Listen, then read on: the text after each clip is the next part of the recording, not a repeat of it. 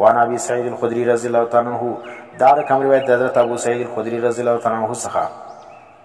قال دې فرمایي قال رسول الله صلی الله علیه وسلم چې فرمایله رسول الله صلی الله علیه وسلم ليسلط على الكافر خامخا مسلط پر کافر باندې فی قبره په قبر د کې 99 تنینا ننوي ماران اژدها تنین څه ته وایي اژدها ته وایي ننوي او غټ غټ ماران ویني زورور ماران نو دا تنین او هغه ما ته وایي چې هغه چې شوي غټ وي په بدن باندې ویني او ډېر زار لري حیة عظیمة کثیرة السم ویني دا غټ مار چې ډېر چیش لري هغه زار هم لري نو اوس چې کوم دي دا ننوي ماران چې کوم دا په قبر کې ګوره اوس کم پنځپیریان او دا نور چې وایي په قبر کې عذاب نشته ورته دې حدیث څه معنا ده لا یسلط علی الکافر فی قبره مسلط کېږي به په کافر باندې په قبر د ده کې اوس که ته دا قبر خو نه دی ورته میلاو سوی بیا به د قبر څه معنا نو موږ ویلي چې مړی د مړي سره روح وختي نو اوس چې دی هر ځای به دغه قبر دی پاتې سلو دغه قبر ته عذاب نسبت ولې سوی دی ځکه عام طور مړي په دا قبر کې پټېږي د انسان د مرګه بعد چې کوم دی دا قبر که ور میلاو سلو دا برزخي مقام دی او پاتې سلو که چاله دا قبر نه وي میلاو سوی لکه څوس ګور بعضې خلک هغه سوځي بعضې چې کوم دی هغه څه به کوي په دریابو کې غورځي برزخ خو میلاو سو که نه سو برزخ له خو لاړې په برزخ کې اوس ده لره چې کوم دی هغه عذاب میلاویږي خو هغه عذاب چې دی برزخي دی دا څه معنا د برزخ عذاب میلاویږي نو ضروري نه چې خامخا موږ دا وایو چې په دې قبر کې دفن سلو بیا به عذاب یې که نه و دفن بیا عذاب نشته پنځپیریان دې ځای څخه تښتېږي نو که چېر دوی دغه وایي چې خالتي په دا قبر کې بس عذاب منئ بل ځای نه منئ نو دا زموږ نظریه نه ده موږ دا وایو د مرګه بعد چې انسان مړ سلو که دا قبر میلاو سلو دا جسد عنصري د دې پروت ولو دله د دې عذاب شته که جسد عنصري بل ځای پروت ولو هلته عذاب شته خو دا قبر د عذاب دپاره لازم نه دی خو عام طور چونکې مسلمانان په دې قبر کې دفن کېږي نو ځکه شریعت د عذاب نسبت په دې قبر ته کړی دی نو ځکه دا دی پاتې شی نه دی چې ته به د دې انکار وکړه لیسلط علی الکافر دا خامخا به مسلط سي پر کافر باندې په قبر د ده کې ګوره قبر مارت المقر المیت ته ویل کېږي اوس ورته وایي علین و سجین مراد دی د دې حدیث څه معنا ده فی قبره په قبر د ده کې 99 تنینا ننوي اژدها ماران به وي تنحسه و تلدغه وینې دا نحس او لدغ څه ته وایي نحس دا ته وایي چې دا غوښې ځینې اړوي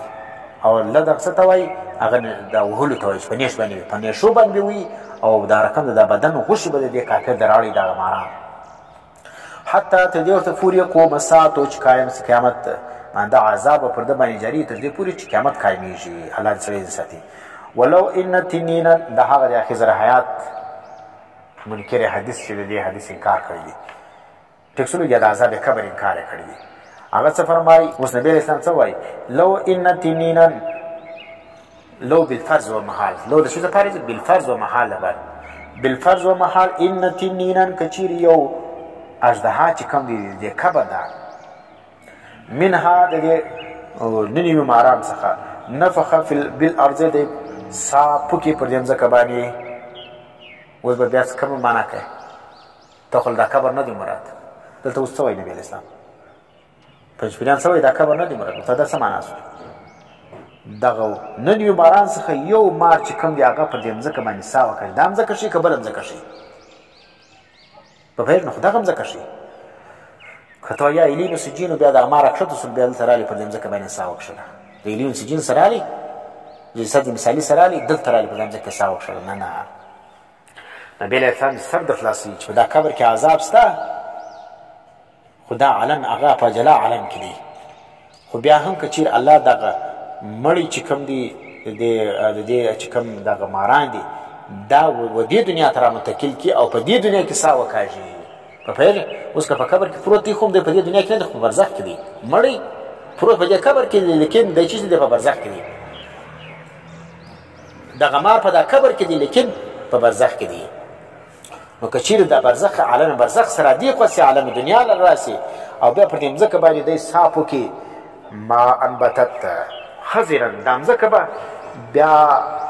زرغون شی چې کوم دی هغه نه کښېني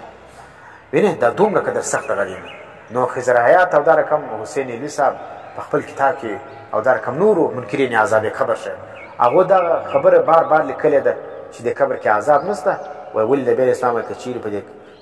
یو مار چې کوم هغه په دې ځکه باندې صاف پکې د ځکه به چیش نسی ژوندۍ شی برا شین کی نو دغه پنځپیران څه وای ګوره که چیرې په دې قبر کې عذاب وای نو په دې قبر خو دا مار هم شته نو په دا قبر کې دې شپېته ور ساخ کې نه زر ور ساخ کې فکر کې نه کی نو بیا هم د ځکه چې ژوندۍ د ځکه باندې شان نشنه کیږي دا دلیل پر دې خبر باندې چې قبر کې عذاب نشته موږ او سر خلاص کا دې قبر کې عذاب شته دا قبر چې کوم دی دا اوس اگر چې په دنیا کې لیکن دا عالم برزخ له حصہ ده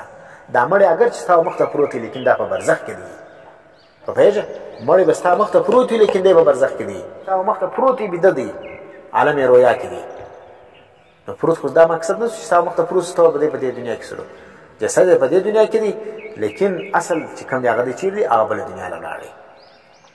نو دلته مارکه په دې قبر کې دی دا په عالم برزخ کې دی قبر کې خفروتی لیکن عالم برزخ کې دی رواه الدارمي وروى الترمذي نحوه دارکم ترمذي صاحب دارکم روایت نقل کړی دی ګوره امام دارمي صاحب او دارکم امام ترمذي صاحب چې ګوره ترمذي په سیاسته کې هغه صحیح کتاب دی ویني هغه دا روایت نقل کړی وقال فرمای 70 اویادی بدل 9 هغه روایت کې د نیوی پر ځای باندې څو راغلي اویا راغلي دي ویني بل 9 و 90